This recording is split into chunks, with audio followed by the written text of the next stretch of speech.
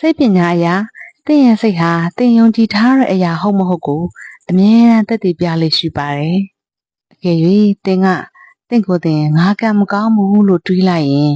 သို့မဟုတ်ငါဘာလို့ကံဆိုးနေတာလဲလို့တွေးလိုက်ရင်သင်ရဲ့အုံနောက်ကနေစတင်ပြီးတော့သင်ကိုအဆင်မပြေဖြစ်စေတဲ့အကြောင်းအရာတွေသင်ကိုစိတ်ညစ်စေမယ့်အကြောင်းအရာတွေကိုစတင်စဉ်းစားတော့မှာဖြစ်ပါတယ်။အကယ်၍သင်ကကိုငါကကံကောင်းလိုက်တာငါကပျော်ရွှင်ချမ်းသာခြင်းတွေနဲ့ထိုက်တန်လိုက်တာလို့ပြောလိုက်ပြီဆိုရင်သင်ရဲ့စိတ်ကနေအသေးဖွဲလေးကအစအောင်မြင်ခြင်းတည်တည်လေးကအဆုံးသင်အနာဂတ်အတွက်အခွင့်အလမ်းတွေအားလုံးကိုစတင်မှတ်သားတော့မှာဖြစ်ပါတယ်။သင်ရဲ့လက်ခံယုံကြည်ခြင်းတွေကိုတဖြည်းဖြည်းချင်းသင်ရဲ့ဘဝအောင်မြင်မှုစီသို့ပို့ဆောင်တော့မှာဖြစ်ပါတယ်။ဒါကြောင့်မိမိစိတ်ကိုစကားပြောတော့မယ်ဆိုရင်အနာဂတ်မှာ